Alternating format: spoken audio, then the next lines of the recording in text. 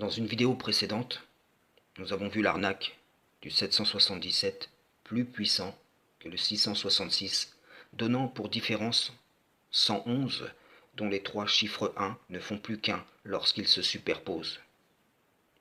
Mais ce n'est qu'une des nombreuses façons dont la Trinité est vendue aux idolâtres. Le Coran nous rappelle, ne dites pas trois, cessez, ce sera meilleur pour vous.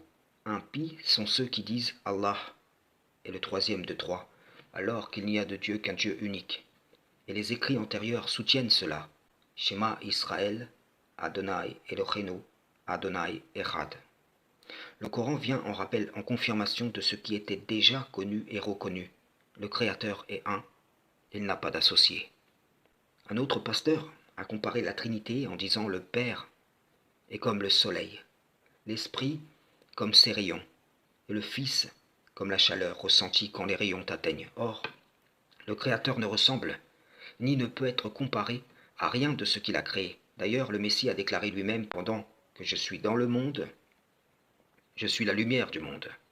Vous me direz, nous ressentons la chaleur du Saint-Esprit en nous, et je vous répondrai que ce que vous ressentez, c'est la possession des diables, d'un feu sans fumée, qui usurpe son identité.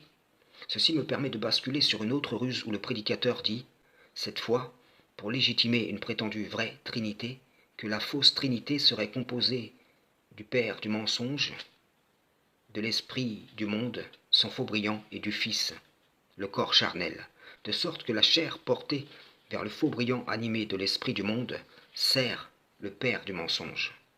En langage coranique, nous dirions simplement qu'ont préféré cette présente vie ceux qui ont suivi les pas du diable banni. Le Messie dira, moi et le Père, nous sommes un. Il répondra aussi, mon Père agit, jusqu'à présent, moi aussi j'agis. Et lorsque le Messie agit, c'est en recherchant à accomplir la volonté de celui qui l'a envoyé et non la sienne. Il y a donc distinctement la volonté du Père céleste et celle du Fils de l'homme, l'agissement du Père céleste et l'agissement du Fils de l'homme. Le Père céleste, qui est son Dieu, est le Dieu des brebis lui appartenant, qu'il confie au Fils de l'homme. Eux aussi, ces brebis, seront appelés à devenir, entre guillemets, fils, à faire un avec le Père céleste et le Fils de l'homme, de sorte que la volonté du Créateur s'accomplisse en ceux sur qui l'Esprit de vérité va être répandu durant le temps de la grâce qui est passé.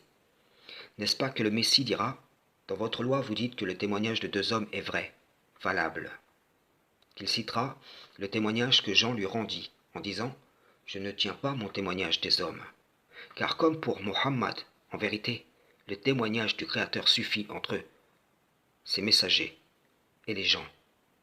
Il y a donc distinctement deux qui témoignent, le Père céleste et le Fils de l'homme.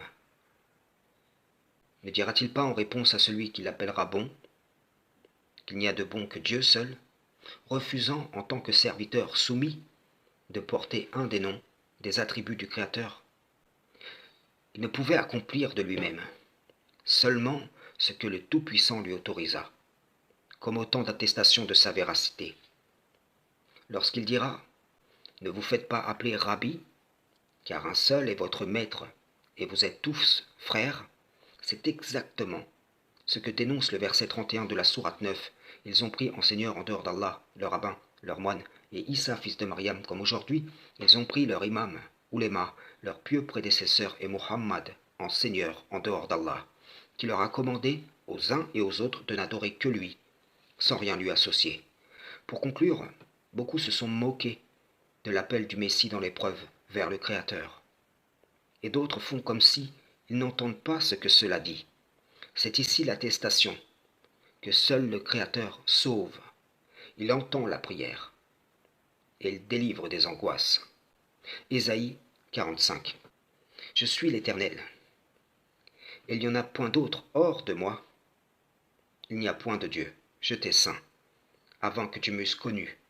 C'est afin que l'on sache que du soleil levant au soleil couchant, que hors moi, il n'y a point de Dieu. Je suis l'Éternel. Il n'y en a point d'autre. Je forme la lumière et je crée les ténèbres. Je donne la prospérité et je crée l'adversité. Moi, l'Éternel, je fais toutes ces choses. Que les cieux répandent d'en haut et que les nuées laisse couler la justice, que la terre s'ouvre, et que le salut y fructifie, et qu'il en sorte à la fois la délivrance. Moi, l'Éternel, je crée ces choses. Malheur à qui conteste avec son Créateur. Vase parmi les vases de terre. L'argile, dit-elle à celui qui la façonne, que fais-tu? Et ton œuvre? Il n'y a point de main? Malheur à qui dit à son père, pourquoi m'as-tu engendré? Et à sa mère, pourquoi m'as-tu enfanté? Ainsi parle l'Éternel, le Saint d'Israël et son Créateur. Veut-on me questionner sur l'avenir, me donner des ordres sur mes enfants et sur l'œuvre de mes mains? C'est moi qui ai fait la terre, et qui sur elle a créé l'homme. Ce sont mes mains qui ont déployé les cieux, et c'est moi qui ai disposé toute leur armée. Quand un serviteur envoyé démontre par ses paroles que son être est distinct de celui de son maître, que son pouvoir est assujetti à ce que le maître lui accordera, que son vouloir se veut être soumis pour s'accorder à celui de son Créateur, que ce serviteur dépend en tout, qu'il ne se suffit pas à lui-même, qu'il ne subsiste pas par lui-même, qu'il n'existe pas par lui-même.